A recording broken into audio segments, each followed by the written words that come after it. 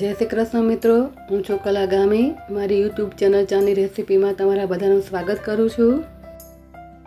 તો ફ્રેન્ડ્સ, આજે આપણે સંતરાની છાલનો સાબુ બનાવીશું. આપણે સંતરા ખાઈને એની છાલને ફેંકી દેતા હોઈએ છીએ, પરંતુ સંતરાની છાલ પણ સંતરા જેટલી જ ફાયદાકારક છે. સંતરા આપણી સ્કિન માટે ઘણા ફાયદાકારક છે.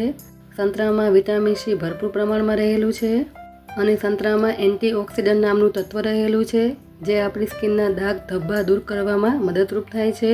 સંતરાની છાલનો આ ફાયદો લેવા માટે આજે આપણે સંતરાની છાલનો સાબુ બનાવીશું. અને જો વિડીયો તમને સારો લાગે તો વિડીયોને લાઇક અને શેર કરજો. અને હજી સુધી મારી ચેનલને સબસ્ક્રાઈબ ન કરી હોય તો અત્યારે જ કરી લેજો. ચાલો બનાવવાનું શરૂ કરીએ. તો અહીંયા સંતરાની છાલનો સાબુ બનાવવા માટે સૌથી પહેલાં આપણે એની સામગ્રી જોઈ લઈશું.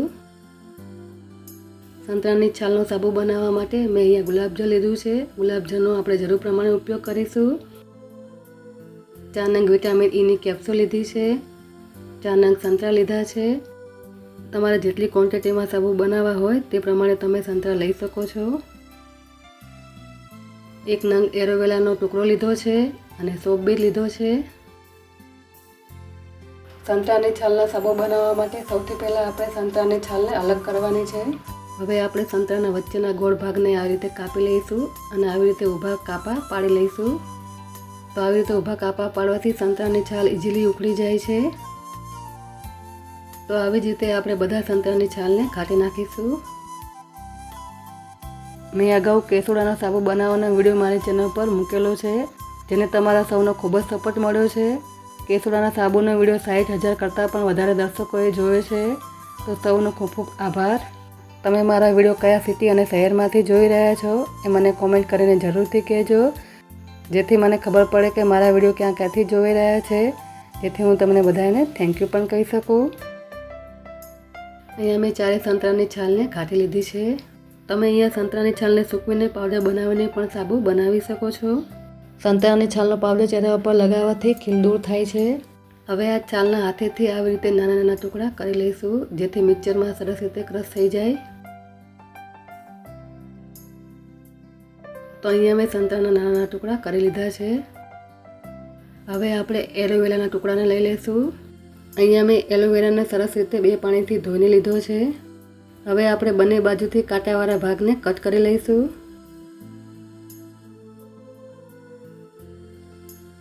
ઉપરથી પણ આપણે આ રીતે છાલને કાઢી નાખીશું.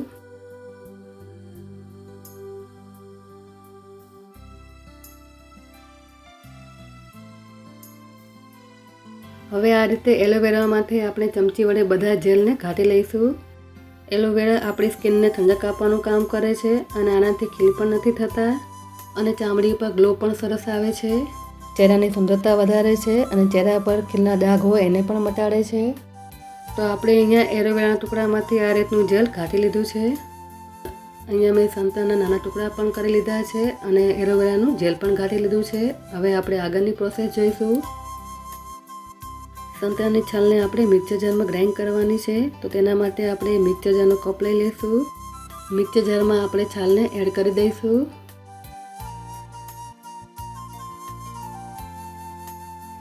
અહીંયા મેં બધી છાલને એડ કરી દીધી છે. હવે આ એલોવેરા જેલને આપણે સંતરાની છાલની અંદર જ એડ કરી દઈશું.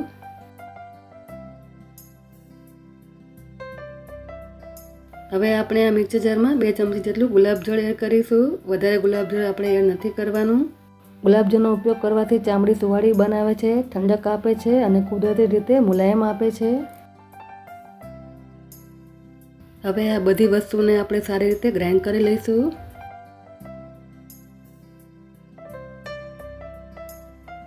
જો આપણે સંતરાની છાલને આ રીતે ઘટ ગ્રાઇન્ડ કરી લીધી છે, તમે જોઈ શકો છો. હવે આ પેસ્ટને આપણે ગાળવાની છે.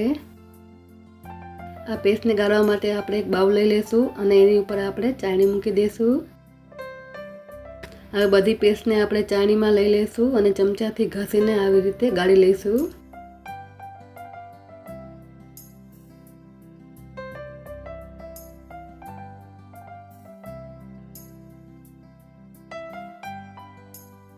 તો જો આ રીતે કોઈ ગઠ્ઠા જેવું રહી ગયું હોય તો આ રીતે ગળણી વડે ગાળીએ એટલે નીકળી જાય છે.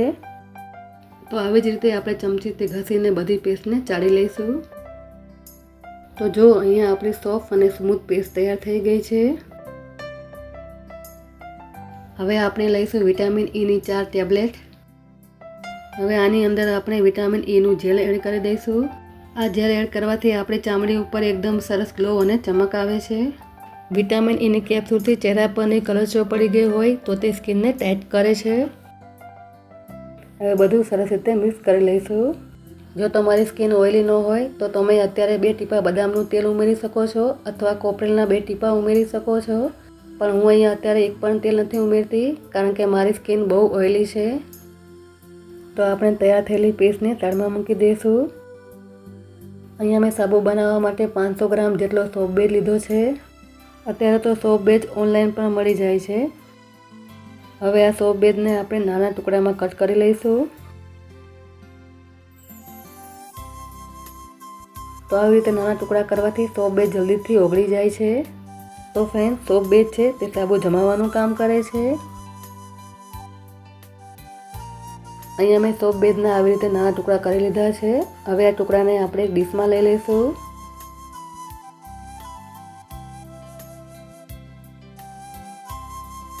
હવે આપણે જઈશું ગેસ તરફ. ગેસ ચાલુ કરીશું અને પાણી ભરેલા વાસણને ગેસ ઉપર રાખીને પાણીને ગરમ થવા દઈશું. અહીંયા વાસણમાં પાણી ગરમ થવા લાગ્યું છે. હવે આપણે એક બાઉલ મૂકી દઈશું અને બાઉલમાં આપણે કટ કરેલા સોપ બેઝને ઉમેરી દઈશું.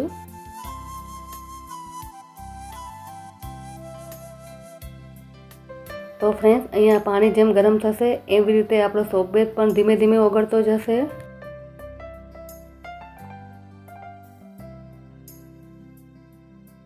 તો જો અહીંયા આપણો સોપ બેઝ સરસ રીતે ઓગળી ગયો છે.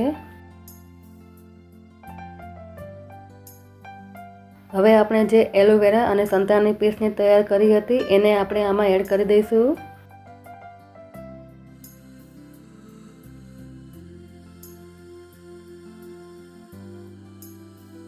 હવે આને આપણે સરસ રીતે મિક્સ કરી દઈશું અને 5 મિનિટ માટે ઉકળવા દઈશું.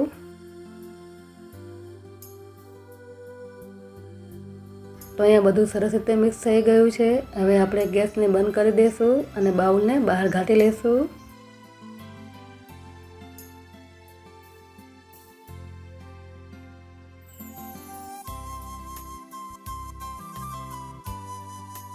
અહીંયા મેં સાબુ બનાવવા માટે આ રીતનું મોલ્ડ લઈ લીધું છે અને આ મોલ્ડ મેં ઓનલાઈન મંગાવ્યું છે. હવે આપણે તૈયાર થયેલા સાબુના મિક્સરને આ મોલ્ડમાં એડ કરી દઈશું. તમારી પાસે આવું સાબુ બનાવવાનું મોલ્ડ ન હોય તો તમે કોઈ પણ વસ્તુ લઈ શકો છો, જેમ કે પ્લાસ્ટિકનો ડબ્બો, નાની ડબ્બીઓ, ચાનો કપ, ચાની પાલીઓ, એમાં પણ સરસ સાબુ જામી જાય છે. તો અહીંયા મારું થોડું મિક્સર વધ્યું છે તો તેના માટે મેં નાના ખાનાવાળું મોલ્ડ લઈ લીધું છે. આ મોલ્ડને પણ આપણે ભરી દઈશું. આમાં પણ સાબુ સરસ રીતે જામીને તૈયાર થઈ જાય છે. તો જો આપણે અહીંયા બંને મોલ્ડમાં સાબુનું મિક્સર એડ કરી દીધું છે. હવે આપણે ચમચીથી આવી રીતે જે ઉપર ફીણ દેખાય છે એને આપણે ઘાટી લઈશું, જેથી આપણા સાબુ જામે ત્યારે એનો દેખાવ એકદમ સરસ આવે છે. તો આવી રીતે આપણે બધા સાબુના ઉપરના ફીણ જે છે એને ઘાટી લઈશું. તો હવે આપણે આમને આમ જ 4 કલાક સુધી રહેવા દેવાના છે, એટલે સાબુ છે એ સરસ રીતે જામીને તૈયાર થઈ જાય છે. તો હવે 4 કલાક થઈ ગઈ છે. 4 કલાક પછી આપણે જોઈ લઈશું. તો જુઓ, સાબુ સરસ મજાના જામી ગયા છે. નાના મોલ્ડમાં પણ સરસ સાબુ જામીને તૈયાર થઈ ગયા છે.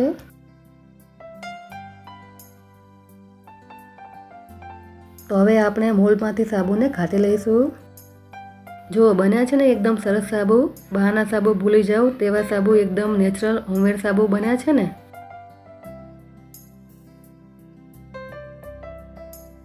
તો જુઓ, નાના મોલ્ડમાં પણ બહુ સરસ સાબુ બનીને તૈયાર થયા છે. તો આમાંથી પણ આ રીતે બધા સાબુ ઘાટી લઈશું. તો જુઓ, બન્યા છે એકદમ સરસ નાના નાના સાબુ.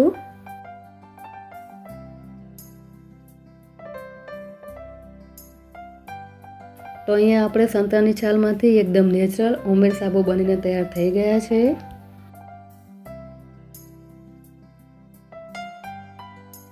હવે હું તમને સાબુ હાથમાં લગાડીને પણ બતાવી દઉં તો કેટલા સરસ ફીણ વળે છે. આ સાબુ તમારી સ્કિનને એકદમ ગોરી અને વ્હાઇટ બનાવે છે.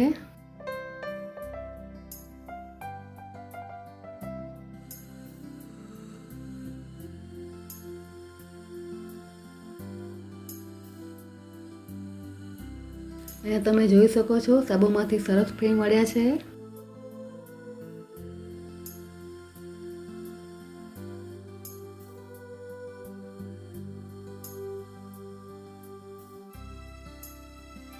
આ સાબુને તમે આવી રીતે પ્લાસ્ટિકના પેપરમાં વીંટાળીને પણ સ્ટોર કરી શકો છો. અને જો તમારી પાસે આવું પેપર ન હોય તો તમે જે માવાનું કાગળિયું આવે છે એમાં પણ તમે વીંટાળીને પેક કરી શકો છો. તો આવી રીતે આપણે મોટા અને નાના બધા સાબુને પ્લાસ્ટિકના પેપરમાં પેક કરી લઈશું.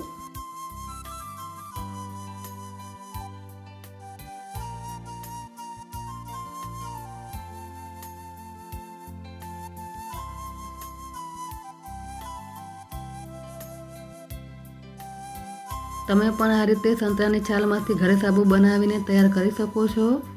જો તમે આ રીતે સાબુ બનાવીને બાળકોને નવડાવશો તો તેના માટે ખૂબ જ લાભદાયક છે અને તેની ચામડીને પણ કોઈ નુકસાન નથી થતું, કારણ કે આપણે સંતરાની છાલમાંથી સાબુ બનાવીને તૈયાર કર્યો છે.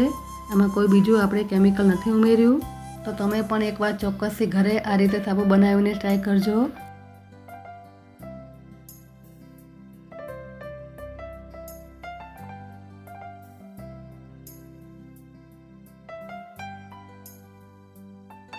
તો ફ્રેન્ડ્સ, અહીંયા મેં બધા સાબુને પ્લાસ્ટિકના કાગળમાં વીંટાળીને પેક કરી લીધા છે. તો ફ્રેન્ડ્સ, તમને આ સંતરાની છાલમાંથી નેચરલ હોમમેડ સાબુ બનાવવાની રીત કેવી લાગી એ મને કોમેન્ટમાં જરૂરથી કહેજો. અને જો તમને મારો આજનો વિડીયો ગમ્યો હોય તો મારા વિડીયોને એક લાઈક ચોક્કસથી આપજો અને તમારા ફ્રેન્ડ અને ફેમિલીમાં શેર કરજો. અને હજી સુધી મારી ચેનલને સબસ્ક્રાઈબ ન કરી હોય તો અત્યારે જ કરી લેજો. મારો વિડીયો જોવા બદલ તમારો ખૂબ ખૂબ આભાર. ફરી મળીશું આવી નવી રેસીપી સાથે. ત્યાં સુધી બધાને જય શ્રી કૃષ્ણ.